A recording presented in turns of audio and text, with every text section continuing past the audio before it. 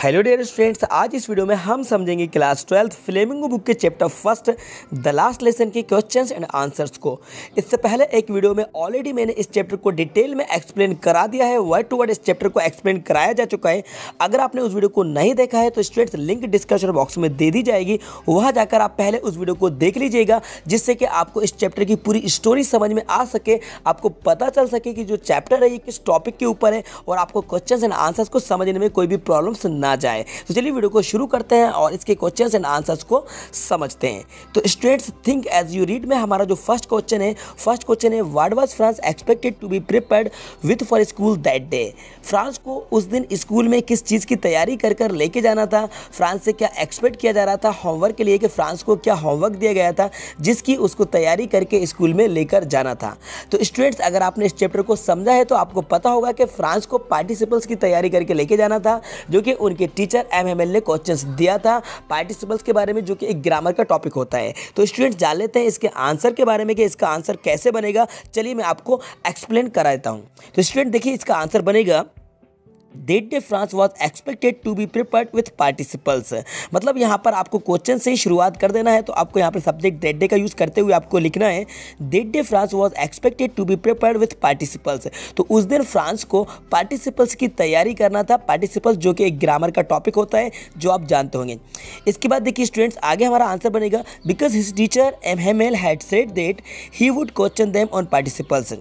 क्योंकि उनके teacher MML ने कहा था कि वे पार्टिसिपल्स पर उनसे क्वेश्चन पूछेंगे, मतलब कि स्टूडेंट्स से पार्टिसिपल्स पर क्वेश्चन पूछे जाएंगे। ये होमवर्क सभी स्टूडेंट्स के लिए एमएमएल के द्वारा दिया गया था। But he did not know anything about participles. किंतु फ्रांस पार्टिसिपल्स के बारे में कुछ भी नहीं जानते थे, उनको पार्टिसिपल्स के पी के बारे में भी नहीं पता था कि जो पार्टिसिपल्स का टॉपिक है इसका क्या मतलब होता है। एक भी वर्ड पार्टिसिपल्स का फ्रांस को नहीं पता था। तो ओवरऑल स्टूडेंट्स ये आंसर हमारा कंप्लीट हुआ। चलिए स्टूडेंट्स समझ लेते हैं नेक्स्ट क्वेश्चन को। तो स्टूडेंट्स हमारा नेक्स्ट क्वेश्चन है what did France notice that was unusual about the school that day. It means उस दिन फ्रांस ने अपने स्कूल में कौन सी अनयूजुअल, कौन सी स्ट्रेंज थिंग्स को नोटिस किया। स्टूडेंट्स आप सभी ने इस स्टोरी को डिटेल में पढ़ा है, आपने इस चैप्टर को समझा है, तो आपको पता होगा ये जो फ्रांस है यही मेन कैरेक्टर है, यही नरेटर है इस स्टोरी के, जो कि इस स्टोरी को नरेट कर रहे हैं, इस स्टोरी के बारे में बता रहे हैं। तो क्वेश्चन हमारा ये है कि उस दिन फ्रांस ने अपने स्कूल में कौन सी अनयूजुअल थिंग्स को नोटिस किया। अब उस दिन से मतलब ये है कि बर्लिन से ऑर्डर जारी हो चुका था कि अल्सेज और लॉरेन के स्कूल्स में ओनली जर्मन लैंग्वेज पढ़ाई जाएगी, फ्रेंच लैंग्वेज नहीं पढ़ाई जाएगी। तो उस दिन क्या कुछ चेंजेस हुए जो कि फ्रांस ने नोटिस किए। चलिए इस आंसर को समझ लेते हैं। तो स्टूडेंट देखिए मैं आपको बता दूं इसका जो आंसर बनेगा usually when school begin there was a great Bansal.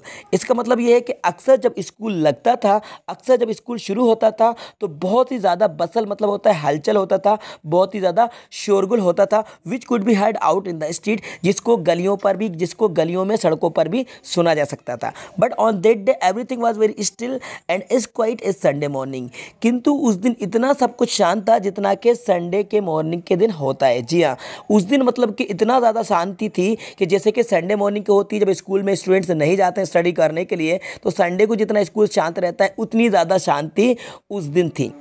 There was no opening and closing of desk. Desk के खुलने की और डेस्क के बंद होने की कोई आवाज़ नहीं थी, कोई डेस्क ना तो बंद हो रही थी ना ही क्लोज हो रही थी। His classmates were already in their places. तो मतलब कि जो फ्रांस के जो क्लासमेट थे वो ऑलरेडी अपने प्लेसेस पर बैठे हुए थे। ऐसा नहीं है कि उस दिन स्टूडेंट्स स्कूल ना गए हो, सारे स्टूडेंट्स उस दिन स्कूल में थे, लेकिन उस दिन सभी अपने अपने प्लेसेस पर बिल्कुल क्वाइटली बैठे हुए थे, बिना किसी मौज मस्ती के, बिना किसी नॉइस के। देखिए इसके बाद बताया जा रहा है कि teachers great ruler was under Hamel's arm instead of rapping on the table. इसका मतलब ये है कि जो टीचर्स का जो ग्रेट रूलर हुआ करता था, जिससे वो स्टूडेंट्स को डराया करते थे, जिससे वो स्टूडेंट्स को पनिश किया करते थे, तो उनके जो एमएमएल जो टीचर थे वो उस दिन उनके रूलर को अपने आर्म के नीचे रखे हुए थे। टेबल पर मारने की बजाय, टेबल पर बजाने की बजाय वो जो टीचर थे वो एमएमएल अपने रूलर को अपने आर्म्स के नीचे रखे हुए थे। ओके स्टूडेंट, तो ये हमारा आंसर बनकर कंप्लीट हुआ। चलिए जान लेते हैं नेक्स्ट क्वेश्चन के बारे में। तो क्वेश्चन नंबर हमारा थर्ड है what had been put up on the bulletin board. कि बुलेटिन बोर्ड पर क्या लगा था। जी हाँ, बुलेटिन बोर्ड आप समझते हैं, बुलेटिन बोर्ड मतलब होता है नोटिस बोर्ड, जो कि आपके स्कूल में भी होगा। तो उस बुलेटिन बोर्ड पर क्या लगाया गया था, क्या चिपकाया गया था, क्या कुछ न्यूज़ बुलेटिन बोर्ड पर लगाई गई थी। तो स्टूडेंट देखिए इसका आंसर बनेगा in order had come from Berlin to teach only German in the schools of Alsace and Lorraine। तो बुलेटिन बोर्ड पर यह खबर लगाई गई थी कि एक ऑर्डर जारी हुआ है, बर्लिन से एक ऑर्डर जारी हुआ है कि अल्सेस और लॉरेन के स्कूल्स में ओनली जर्मन लैंग्वेज पढ़ाई जाएगी। जी हाँ, अल्सेस और लॉरेन क्या है, ये आपको पता है कि ये पर्शिया के पास पहुंच गए थे। पर्शिया ने इनको जीत लिया था, जो कि पहले फ्रांस में आते थे, तो फ्रांस से ये पर्शिया के हाथों में पहुंच गए थे। तो पर्शिया ने इन पर कब्जा कर लिया था और एक ऑर्डर जारी कर दिया था, आदेश जारी कर दिया था कि अल्सेस और लॉरेन के जो भी स्कूल्स है, उन स्कूल्स में ओनली जर्मन लैंग्वेज पढ़ाई जाएगी, वहाँ पर फ्रेंच लैंग्वेज नहीं पढ़ाई जाएगी। तो ये ऑर्डर जारी किया गया था और इसको बुलेटिन बोर्ड पर लगा दिया गया था। The Germans had put up this notice on the bulletin board. तो जर्मन ने इस नोटिस को बुलेटिन बोर्ड पर लगा दिया था। ओके स्टूडेंट्स, ये हमारा आंसर कंप्लीट हुआ। चलिए जान लेते हैं नेक्स्ट क्वेश्चन के बारे में। तो स्टूडेंट्स, हमारा नेक्स्ट क्वेश्चन है, what changes did the order from Berlin cause in school that day. इसका मतलब ये है कि बर्लिन से ऑर्डर जारी होने के बाद स्कूल में क्या कुछ चेंजेस हुए, क्या कुछ परिवर्तन स्कूल में देखे गया जब बर्लिन से ऑर्डर जारी कर दिया गया था। अब ऑर्डर कौन सा जारी किया गया था, ये आपने पहले के क्वेश्चन में समझ लिया है। तो चलिए इसके आंसर को समझ लेते हैं। देखिए स्टूडेंट्स, इस स्टोरी को हमने जब समझा था तो आपको बताया गया था कि जो एमएमएल जो कि टीचर थे, उनमें क्या कुछ चेंजेस देखने को मिला था और स्कूल के अंदर क्या कुछ चेंजेस देखने को मिला था, ये आपने पहले भी देखा था। तो चलिए हम इसको आंसर में समझ लेते हैं कि इसका आंसर हमारा क्या बनेगा। तो देखिए स्टूडेंट्स, हमारा आंसर स्टार्ट होगा, MML had put on his best dress. तो एमएमएल ने अपने सबसे अच्छी ड्रेस को पहना हुआ था। एमएमएल ने अपनी जो सबसे अच्छी, उनकी जो फेवरेट जो ड्रेस थी, उस बेस्ट ड्रेस को एमएमएल ने पहना हुआ था। His beautiful green coat, frill shirt and little black silk cap all embroidered. तो उन्होंने जो ड्रेस पहनी थी, मतलब वो उनका एक ब्यूटीफुल ग्रीन कलर का कोट था जिसमें झालरदार फ्रिल की शर्ट थी और एक छोटा ब्लैक सिल्क का कैप था जिस पर काम था, जिस पर एम्ब्रॉयडर्ड थी, मतलब जिस पर काम किया हुआ था। ओके, इसके बाद देखिए क्या कुछ चेंजेस हुए। The whole school seemed so strange and solemn. पूरा का पूरा जो स्कूल था वो बहुत ही ज़्यादा स्ट्रेंज, बहुत ही ज़्यादा अजीब, बहुत ज़्यादा सोलम, इट मीन बहुत ज़्यादा सीरियस दिख रहा था। जी हाँ, उस दिन जब बर्लिन से ऑर्डर जारी कर दिए गए थे कि यहाँ पर ओनली जर्मन लैंग्वेज को पढ़ाया जाएगा, फ्रेंच लैंग्वेज नहीं चलेगी, तो वो पूरा का पूरा जो स्कूल था वो बहुत ही ज़्यादा स्ट्रेंज और बहुत ही ज़्यादा सीरियस लग रहा था। On the big benches that were always empty. और पीछे की साइड की जितनी भी बेंचेस थी जो कि हमेशा एम्प्टी हुआ करती थी, मतलब कि खाली हुआ करती थी, मतलब कि जिस स्कूल में फ्रांस स्टडी करते थे तो उनके फ्रांस में जो क्लास थी, जिस क्लास की जो लास्ट मतलब जो बिग बेंचेस हुआ करती थी, जो हमेशा जो अक्सर एम्प्टी रहती थी, खाली रहती थी, लेकिन यहाँ पर क्या था, the elderly village people were sitting quietly like the kids. तो जो विलेज के जो एल्डरली जो विलेजर्स थे, मतलब कि जो ओल्ड विलेजर्स थे, वो बच्चों की तरह उन बेंचेस पर बैठे हुए थे। जी हाँ, वो भी स्टडी करने के लिए वहाँ पर आए थे, क्योंकि उनको लास्ट टाइम वहाँ की जो लैंग्वेज थी उसके रेस्पेक्ट के लिए, उसके ऑनर के लिए वो भी वहाँ पर गैदर हुए थे। तो जो विलेजर्स थे वो भी स्कूल में वहाँ पर बच्चों की तरह बुक्स लेकर बैठे हुए थे। ओके स्टूडेंट, तो ये हमारा आंसर हुआ। चलिए जान लेते हैं नेक्स्ट क्वेश्चन के बारे में। तो स्टूडेंट्स, हमारा यहाँ का 5th क्वेश्चन है, जो कि लास्ट क्वेश्चन है। मैं आपको इसको एक्सप्लेन कराया। तो how did France feeling about MML in school change.